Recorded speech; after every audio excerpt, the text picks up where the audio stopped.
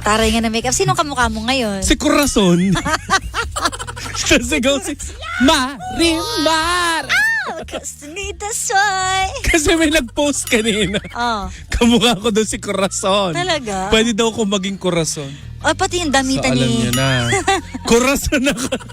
Oh, Tita Corazon. Yan kasi ang complete name mo, 'di ba? Corazon. Ang unang aswang. Ganun yun. Tapos for short, Tita Cora lang, pero si Corazon ka talaga. So, yun. So, blinag mo ba yung birthday mo kahapon? Hindi, nagpahinga lang ako talaga. Ah, talaga? Parang medyo pa ako punong-puno pa yung laman ng utak ko, so gusto ko muna magpahinga. Ganun. Oh. So, yeah. Ano ba mga pinagdadaanan mo lately? Naku, madami. Mga asikaso ng mga papers and everything. Papers saan? Papers pambayad. I see. Kasi operahan nga pala yung lolo mo. Oo. So, ayan. So, anyways, ayan lang naman. Laban lang sa buhay. Mukha pa rin masaya, di ba? Ganun. Oo naman. Nakitawid naman ang birthday ko kahapon ng masaya naman ako. Kaya naman bali-bali ko na yung damit. Kaya nga eh. Well, it's always a different story. Ay, naaalala ko. Meron ka vlog yan. Nung sinabi nila, nakita nila yung... Nakita nila yung may yung may competition si David sa dati. Sa Olongga po ba yun? Uy, hindi yun Olongga po. Sinismis ka? Dati pa yun. Na, kasi co-parenting naman talaga kami. And yun yung namin gusto namin. Yun yung arrangement nyo. Co-parenting talaga. Pero ako, hindi ako makaka-relate sa mag-i-ignite kasi hindi talaga. Talaga? Oo. Lalo na kapag may ibang nasa puso mo, mas mahirap siyang mag-ignite.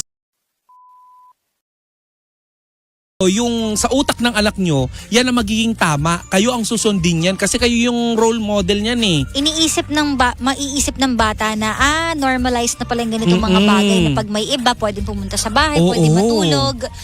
Oo. Sa akin kasi medyo disrespectful yung sa bahay kasi ang bahay ay... Of course. I know, gandang Kara. I know for a fact. Charing. Ang bahay talaga ginawa yan for personal space. So you have to respect each other na kasama mo sa loob din ng bahay. So David is sweet and loving kasi nakikita niya sa nanay niya. Sweet and loving. Si David lang ang sweet and loving, si gandang Kara hindi. Uy, sweet and loving ako. Nakita mo Hindi masyado. Depende kung kanino. Magkukwento na ba ako? Nakita mo ba yung letter niya sa akin? Oo, nakita ko pero haba kasi hindi ko na binasa. Basta ang na-touch ako ay marunong na siya mag-drive. Pinagdadrive niya na ako. At saka yung personality ni David, hindi siya mahirap mahalin. Ang bait-bait kasing bata. Sana lahat ng bata ganun. Diba? Lahat ng kabataan pamarisan nyo si David Remo. Wow! Hindi naman siya perfect. Baka sabihin mo Ay, para sa akin, okay siya. Diba? Marespeto. Pagdating ko, nagmamano. Nagbebeso. Nagyayakap. Diba? Nagtitinda. Malaking tulong din na nag-showbiz yung anak mo. Alam mo kung bakit? Kasi ganyan ang mga artista eh. Parang basic sa kanila yung ganyan yung dapat... makipag-socialize. Oo, yan. pagdating kailangan dapat mabeso. Dapat siguro mag-artista na rin ako kasi hindi ako ma-socialize.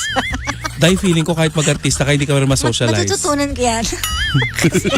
Kaya ako laging na-misinterpret. Ganun sa salita Lately naka-misinterpret sa kanya, kilala ko. Kaya nga, tumititig Napangalanan lang ako. nating sangsang. Tumititig lang ako. Tapos, tititigan ko lang kasi hindi ko alam sasabihin ko. Hindi mo alam kung ano i-approach. Oo. Ganun ako. So, kailangan talaga ikaw yung lumapit sa akin. Oo nga. Sang, nag-message na daw si Tita Kara. Isang nag-PM ako sa'yo. Huwag ka na daw magtampo. Kaya nga. Kasi ako marunong mag-open up ng saan ka galing, saan ka nagpunta, anong pinagkakabala. Alam mo, gagawa ko ng checklist. Yung mga may tatanungin script na mo. ako dapat. May Okay. script. Okay. Kanina ka pa? May sinusundan ka ng listahan. Kaya nga. Sige. Pero sa birthday mo kahapon, ano yung pinakamagandang bagay na na-receive mo? Kahapon, madami. Isa lang nga. Ano ba yan? Siguro yung Madami nagregalo sa'yo? Sakto, Wow. Hindi naman, sakto lang. Kasi hindi naman ako nag-expect na regalo talaga na okay na sa akin yung naramdaman ko pagtingin ko sa comment section. Alam mo yung ang dami nagme-message. Showbiz eh, no? Hindi totoo yun, promise. Alam mo kasi ibig sabihin, hindi sila nawawala pagdating sa Ayaw mo pagmamahal ng material sa na akin. bagay? Hindi ako na nagbe-base. Hello. Uy, nakaantaboy daw ngayon si Kuya, no? Kuya Jay. Hi, Kuya Jay. Jay Dave ng Grab. Sabi ni Gandang Kara. Si Kuya Jay Dave Oo. ng Grab. No? Hello po sa mga TNVS riders, drivers. Saan kayo pupunta sa Gandang Kara, ano? Hulaan natin. Thursday. Bakit tinamad ano to? Magmaneho. Magmaneho, nag-Grab. Okay, kasi traffic eh. Tamad yan eh, ha? Tamad. Parang may gigil. Parang may gigil. doon May sa- gigil, Kumain sila. Ako, dahil hindi ko pa oras ng kain, yung pagkain Hindi ka pa ko, kumain. tinake out ko. Take Tinake out out, ko. okay. So nakalagay sa Tupperware. Okay. Tapos, tapos na yung kain, sabi ni Ganda Kara, wala akong kotse, hatid mo ako. Okay. So kinuha ko yung take out ko, nilapag ko sa tabi ko. Inihatid ko siya sa kanila. Pagbaba niya, Kinuha niya. kinuha niya ng walang ano. Kinuha Hindi niya. mo na rin namalayan. Oo. Tapos tinawagan ko siya. Sabi ko, kinuha mo yung pasta ko. Alam mo, sabi niya, oo nga eh, nagtataka nga ako, ba't may dala akong pasta?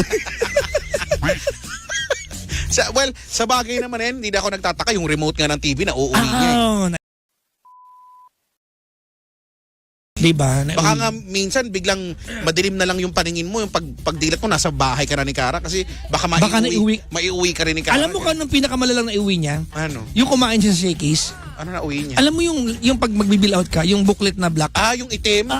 Inuwi niya yun. Nang hindi niya sinasadya. Nauwi niya yun. Naiuwi niya. Tsaka yung number. Sa kung saan mo ilalagay yung Yung number, di ba pag number 29 ka? Yung sa order. Nauwi niya din yun. Ibang klase, no? May mga ganyang tao no? Daming nauuwi. Oo. Pero ang dami din naman niya naiiwanan. Totoo yan. Number 1, susi. Susi. Yan. Minsan di na ako magtataka kung pati mismo yung sarili niya maiwanan din Ay, niya. naku, kung pwede mag-iwan ng body part, nakapagwala yan. Magandang evening po sa lahat po ng mga tao na-discover nila ngayong araw na ito na bagay sa kanilang tuck-in. Kamusta kayo? Diba? Kailan ko ngayon madidiscover talaga na bagay sa akin mag-tuck-in? Diba? Hindi ko pa natatry eh. At binabati ko po lahat po ng mga nilalang na today nag-promise sa mga kanilang mga sarili na hindi na ako magiging toxic kahit kanino.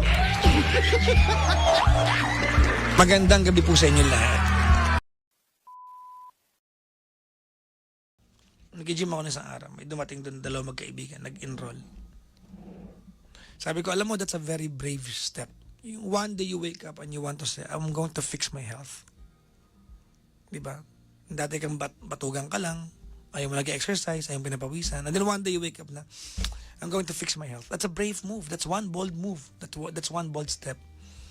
No, yung may relasyon ka but you are always in pain kasi laging, di ba, lagi kang sinasaktan. And then one day you wake up and you tell yourself, I don't deserve this life.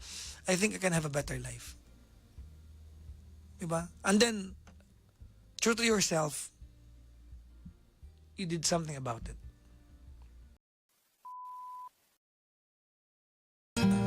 Mga bangga! Bye-bye na. Nagbalik lang ako para magsabi ng bye-bye. Ay, nako Dahil, ayoko sagarin. May mga bagay na pag nasagad, okay naman, ha? Pero yung, pag-anong ka talaga. Pero ngayong gabi, ayoko sagarin yung health ko. No? Dahil, medyo may sinat ako because of my throat. So, magpapaalam ako sa inyo na mas maaga ngayong gabi. No? Although, bayad ako ng ng tamang oras dahil Pina pa ako naka-air 7 o'clock eh. Ikaw, Chico. No? Nag-chipa na kami.